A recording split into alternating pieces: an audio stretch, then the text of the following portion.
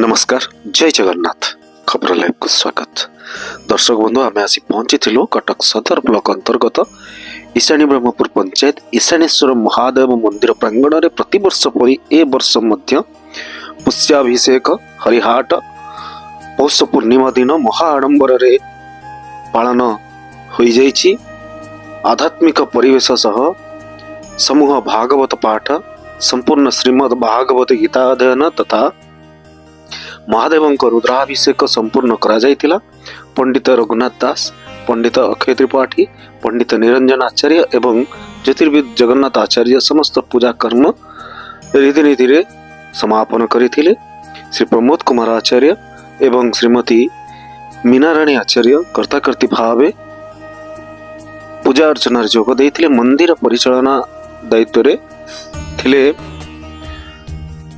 प्रदीप्त कुमार आचार्य अनिसार एवं समस्त कार्य को परिचालना करथिले श्रीजुक्त नारायण पंडा, निरंजन पंडा, संतन कुमार होता, चंद्रकांत जेना, कृष्णचंद्र साहू, बकुला मुथुली, चंद्रमणि त्रिपाठी, प्रताप दास, प्रदोष आचार्य एवं सरोज कुमार साहू प्रमुख सहायता प्रदान करथिले। विद्यालय स्तरीय छात्र छात्री माने भागवत पाठ करथिले।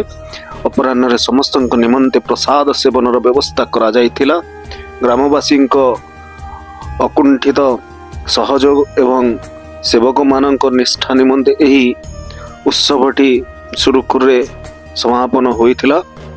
श्रद्धालुओं भीड़ देखा मिलता। कटक संजीत दास का रिपोर्ट खबर लाइव।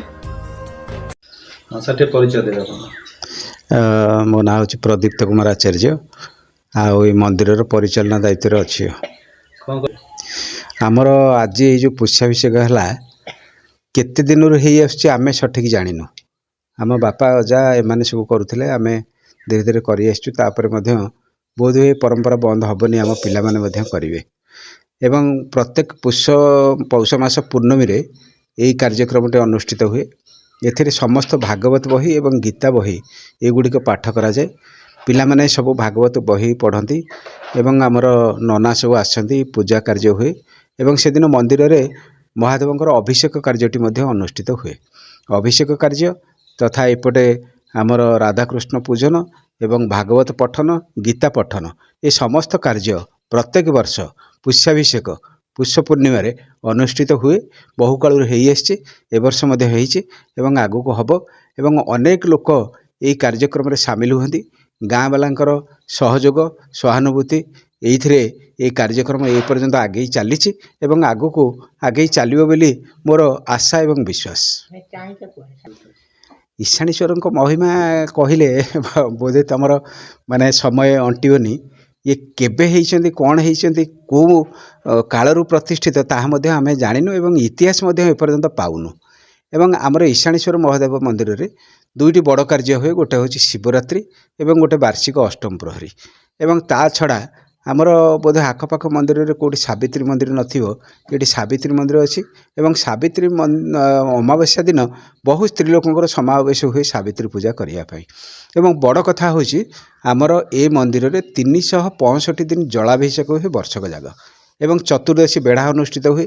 बहु दूर दूरांतर लोक मैंने आसती एवं तांकर मानसिक पूरण हुए एवं सेथिपई एठिकी प्राय आसती। एबे गाँ गहल सबु जगह छोट छोट मंदिर हो गलानी।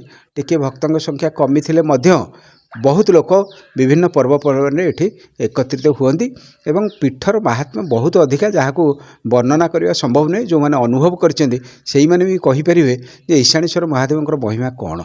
अनेक लोक आसिक विभिन्न प्रकार मानसिक करके उपकृत होइछन्ती एवं ठाकुरଙ୍କ सह जोड़ी होइछन्ती एवं आमर विभिन्न लोकंकर अनुदान ग्रामवासींकर अनुदान आमे गोटे वार्षिक मेंबर करिचु।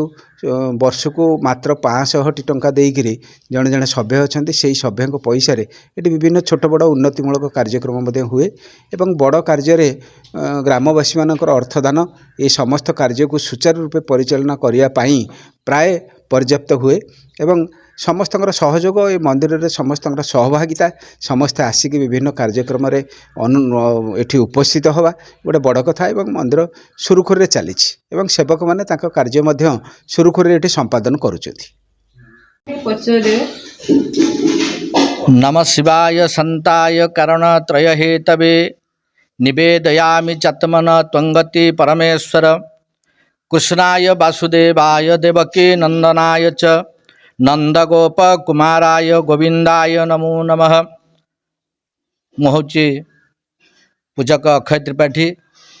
ମୋର ସହଯୋଗୀ ଏକଡ଼େ ଜଗନ୍ନାଥ ଉପସ୍ଥିତ ଅଛନ୍ତି। ମୋର ପୂଜ୍ୟ ଗୁରୁ ପ୍ରମୋଦ ଆଚାର୍ଯ୍ୟ ମହୋଦୟ ଏଠି ଅଛନ୍ତି ଉପସ୍ଥିତ। ମୋର ଏହି ଇଶାଣୀବରପୁର ଗ୍ରାମର ପୂଜ୍ୟ ସେବକ ମନ୍ଦିରର ଯିଏ ନିତ୍ୟ ସେବକ ଟୁଟୁ ଭାଇନା ଅଛନ୍ତି, ଅନ୍ୟ ସାନ ଭାଇ ସମସ୍ତେ ଉପସ୍ଥିତ ଅଛନ୍ତି।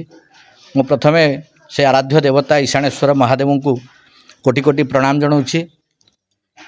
ଆଜିର ଯେଉଁ ମହାନ ପୁଷ ପୂର୍ଣ୍ଣମୀର ପୁଷ୍ୟାଭିଷେକ, ଏ ପୁଷ୍ୟାଭିଷେକ ପ୍ରତ୍ୟେକ ମନ୍ଦିରରେ ଏ ନୀତିକାନ୍ତି ହୁଏ।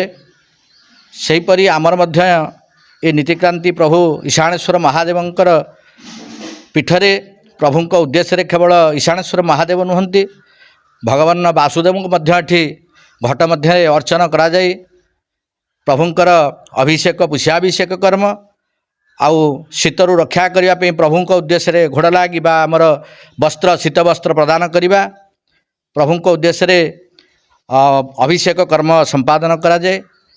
ଆଜି ମଧ୍ୟ ସେହି ପୂର୍ବପରି ପ୍ରଭୁଙ୍କର ସକାଳ ପ୍ରାତଃ ନିତ୍ୟକର୍ମ ସମ୍ପାଦନ ହୋଇଥିଲା, ବାଲ୍ୟଭୋଗ ସମ୍ପାଦନ ହୋଇଥିଲା। ତାପରେ ପଣ୍ଡିତମାନଙ୍କ ଦ୍ୱାରା ଜଳାଭିଷେକ ବିଭିନ୍ନ ଦ୍ରବ୍ୟ ଦ୍ୱାରା ପ୍ରଭୁଙ୍କର ଅଭିଷେକ କର୍ମ ନିୟୋଜିତ ବ୍ରାହ୍ମଣ କରିଥିଲେ।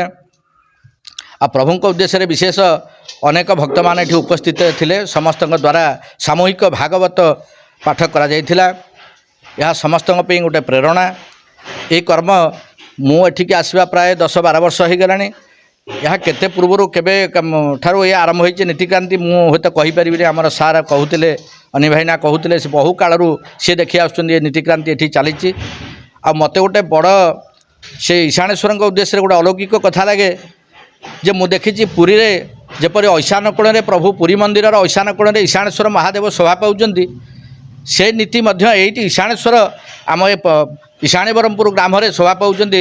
ମାନେ ପୁରୀ ସହିତ ହୁଏତ ଇଶାଣେଶ୍ୱରଙ୍କର କିଛି ସମ୍ପର୍କ ରହିଛି, ମୁଁ ଆକୁ ଅନୁଭବ କରେ। ନହେଲେ ପୁରୀରେ ଯେଉଁ ଇଶାଣେଶ୍ୱର ଯେଉଁ ନାମରେ ନାମିତ ଅଛନ୍ତି, ଅନେକ ନାମରେ ମହାଦେବ ବିଭିନ୍ନ ଗ୍ରାମରେ ଅଛନ୍ତି, କିନ୍ତୁ ଇଶାଣେଶ୍ୱର ଯେଉଁଠି ପୁରୀରେ ପୂଜା ପାଉଛନ୍ତି, ଏଠି ମଧ୍ୟ ସେଇ ଐଶାନ କୋଣରେ ପ୍ରଭୁ ଏଠି ପୂଜା ପାଉଛନ୍ତି। ତେଣୁ ଇଏ ଗୋଟେ ପରମ୍ପରା। ଆ ବିଷୟରେ ଆମେ କହିବା ତ ସେ ପାଣ୍ଡିତ୍ୟତା ଆମ ପାଖରେ ନାହିଁ। ଯାହା ହଉ ମହାନ ଏ ପରମ୍ପରା ଏମିତି ଲାଗି ରହିଥାଉ। ଏଠିକାର ପିଲାମାନେ ଯେଉଁ ଶ୍ରଦ୍ଧାଳୁ ଭକ୍ତମାନେ ଅଛନ୍ତି ଏ ପରମ୍ପରାକୁ ଏଭଳି ପୂର୍ବକୁ ଆଗେଇ ନିଅନ୍ତୁ। ଆଉ ପ୍ରଭୁ କଲ୍ୟାଣ କରନ୍ତୁ, ସେମାନଙ୍କର ଶରୀର ଆରୋଗ୍ୟ ରହୁ, ଏ ଗ୍ରାମର ଉନ୍ନତି ହେଉ, ବିଶ୍ୱର କଲ୍ୟାଣ ହେଉ, ମୁଁ ଏହି କାମନା କରିବି। ଆଉ ଏ ପରମ୍ପରା ଏମିତି ଜାଗ୍ରତ ହେଉ, ପିଲାମାନଙ୍କ ଭିତରେ ସଦ୍ବୁଦ୍ଧି ପ୍ରଦାନ ହେଉ, ସମସ୍ତେ ଏଇଭଳି ଉତ୍ସାହ ଉଦ୍ଦୀପନାର ସହିତ ଏହି ପର୍ବକୁ ଏ ପୁଷ୍ୟାଭିଷେକକୁ ପାଳନ କରନ୍ତୁ। ଏତିକି କହି ମୁଁ ମୋର ବକ୍ତବ୍ୟକୁ ରଖୁଛି।